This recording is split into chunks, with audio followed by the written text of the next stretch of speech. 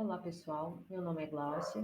Estou cursando a disciplina de espectrometria de massas e vou apresentar o artigo intitulado Perfis de proteínas e lipídios obtidos por MALDI diferenciam câncer de mama de acordo com os seus subtipos intrínsecos.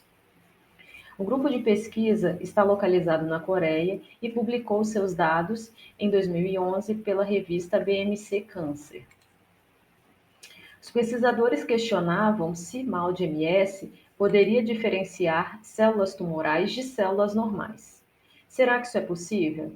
Pela literatura, é uma ferramenta útil para a classificação histológica e predição da presença de tumores sólidos comuns. O câncer de mama é o segundo tipo de câncer mais diagnosticado do mundo e ele produz um tumor sólido. Dessa forma, estudar o câncer de mama junto com essa técnica pareceu ser um objeto de estudo muito bom, visto que já foi observado por outros pesquisadores a utilização da técnica de espectrometria de massa para avaliar perfil proteico, supressão de proteínas e alteração lipídica em tecido canceroso. Dessa forma, o objetivo dos pesquisadores foi avaliar se a técnica MALDI-MS pode diferenciar e classificar câncer de mama nos seus subtipos. A coleta de amostras foi realizada durante o período de 2001 a 2010, onde foram coletadas 34 amostras de tecidos de câncer de mama e tecido normal adjacente, obtidos de ressecções cirúrgicas ou biópsia, no Centro Nacional do Câncer na Coreia do Sul, que está sendo mostrado na imagem.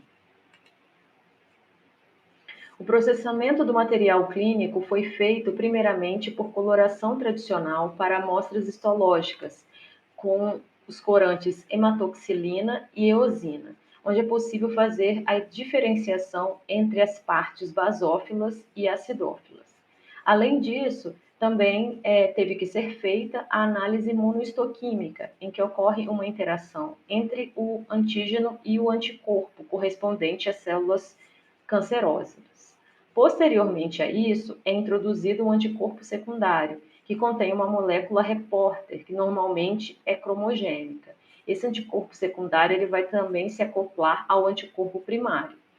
Nesse caso, a coloração que é demonstrada ser positivo é a coloração acastanhada. As amostras precisaram ser preparadas para serem rodadas no equipamento MALDI-TOF. Então, as seções do tecido congelado foi realizada em micrótomo para posterior dissecção no vácuo por 20 minutos e lavagens sucessivas com etanol em diferentes concentrações. Esses tecidos foram depositados em lâminas de óxido índio estânio. Já as matrizes foram preparadas de forma dupla, onde foi escolhido pelos pesquisadores a matriz de ácido sinapínico para analisar proteínas e a matriz binária com o ácido DHB e o ácido CHCA para os lipídios. As concentrações utilizadas estão mostradas aqui nesse slide e após o preparo da placa para o malte, as amostras foram rodadas no equipamento Autoflex 3, que estava calibrado para o uso do laser ND-YAG 355 nanômetros, com uma frequência de 200 Hz, e a corrida foi otimizada para observação de proteínas com tamanho de 2 a 30 kilodaltons e lipídios de meio a 1,2 kDa, sendo que os lipídios foram avaliados no modo íon positivo e no modo íon negativo. Para o processamento de dados e análise estatísticas, foram utilizados 3 softwares, o CleanPro Tools, o BRB Array Tools e o NCarry Advisor. Já os parâmetros utilizados foram F-teste para comparação das massas, p-value menor que 0,05, equivalendo a uma confiança de 95%, e a taxa de erro foi avaliada pela regra de 0,632 mais Bootstrap. A tabela 1 resume os resultados coletados com as características clínico-patológicas das amostras. Podemos observar a idade, o gênero do paciente, o estágio do câncer, a localização tumoral. Também podemos observar a classificação histológica e histoquímica, as quais serão mais detalhadas à frente.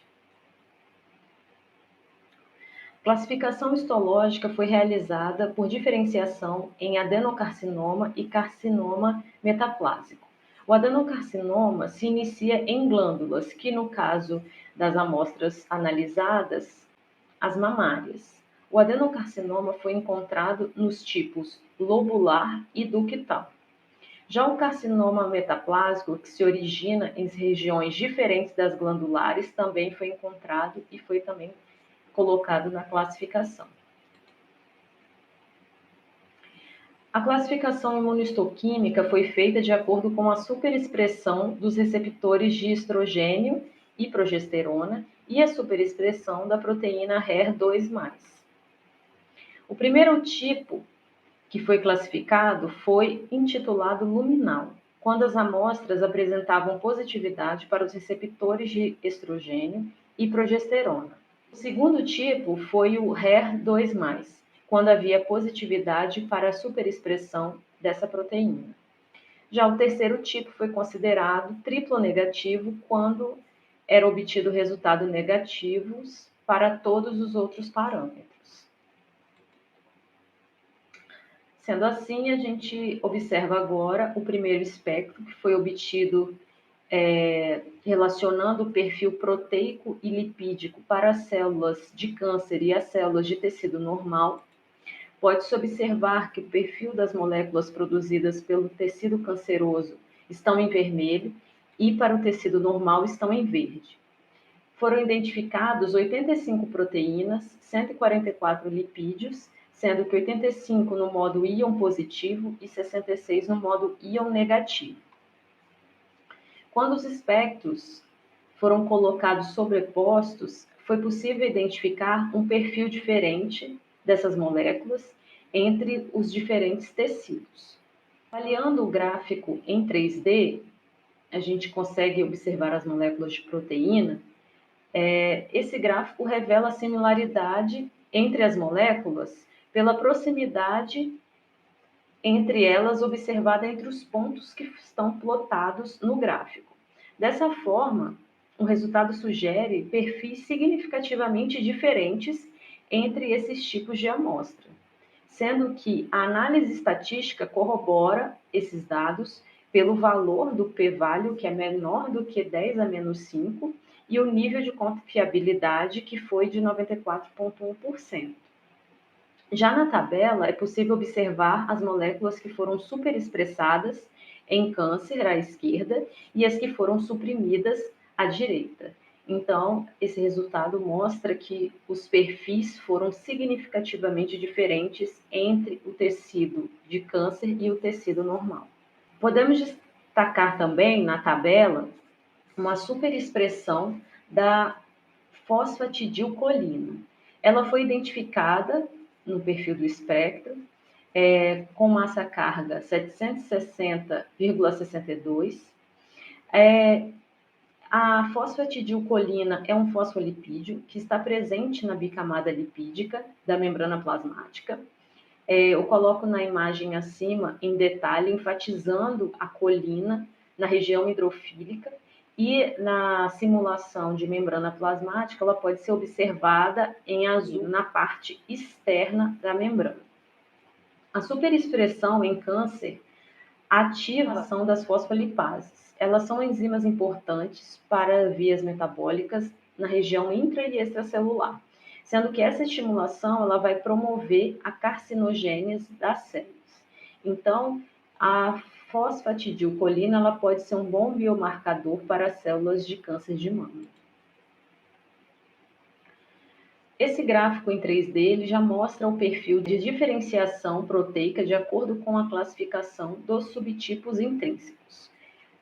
Podemos observar certa diferenciação entre os subtipos, com um p-value menor do que 0,01 e taxa de erro menor do que 0,1, demonstrando uma confiabilidade de cerca de 80%. Então, apesar de não ser a confiabilidade idealizada quando se faz uma análise dessa forma, os autores destacam na tabela que houve o aparecimento de 19 picos diferentes de lipídios e a intensidade relativa dos picos para os subtipos evidenciaram uma diferenciação. Então, eles indicam que há um perfil diferente entre os subtipos intrínsecos. Os autores, eles também encontraram resultados semelhantes. Peru e colaboradores em 2006 e Broskova e colaboradores em 2008 obtiveram esses dados semelhantes, em que houve diferenciação de perfis proteicos e lipídicos, promovendo a identificação de biomarcadores em carcinomas pela técnica de Maud. Além disso, foi observado que 2 tipos de fosfatidilcolinas com massa carga 732,58 e massa carga 706,5 foram superexpressadas em amostras provenientes de pacientes que eram do subtipo triplo negativo, indicando que esses fosfolipídios eles podem ser utilizados como biomarcadores para a identificação desse subtipo intrínseco de câncer de mama. O próximo gráfico de proteínas compara a expressão em carcinoma metaplásico e adenocarcinoma, demonstrando bastante diferenciação, principalmente pelo perfil único evidente nas amostras de carcinoma metaplásico. Apesar da amostragem ter sido baixa, apenas 4 amostras, os autores destacam que houve uma diferenciação bastante perceptível pelos dados obtidos. Os autores apontam ainda que o uso de novas matrizes duplas nesse trabalho para avaliação do perfil proteico e lipídico em amostras de câncer apresentaram uma vantagem em relação ao uso de uma matriz única para fazer essa avaliação. Eles destacam que essas novas matrizes ofereceram uma camada adicional de informação molecular e possibilitaram uma detecção melhor de características biológicas de câncer de mama. Além disso, eles apontaram algumas limitações. Eles destacaram a forma como foi feita a coleta das amostras para essa pesquisa. Eles acharam que esse foi um fator limitante para fazer uma análise tumor-célula específica. Outros autores utilizaram técnicas diferentes, como House e colaboradores em 2010, que utilizou a agulha de biópsia e avaliou o perfil dessas células em Maud Imaging MS, e Corney e colaboradores em 2006, que fez o depósito de gotas em micron na matriz através de robótica. Então, eles tiveram resultados melhores a partir dessas técnicas. Além disso, eles atribuíram o tamanho da amostragem como uma limitação, pois pareceu promover uma atribuição incompleta dos picos discriminatórios em MS. E apesar de ter sido estatisticamente suficiente, eles consideram uma amostragem pequena e apontam que é necessário estudos em larga escala para poder corroborar esses dados.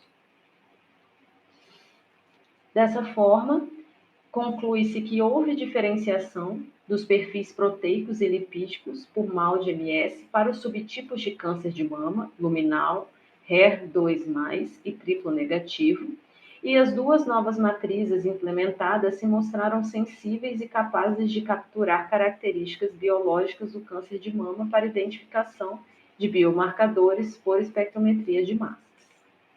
Essas são as referências das imagens utilizadas. Agradeço a atenção.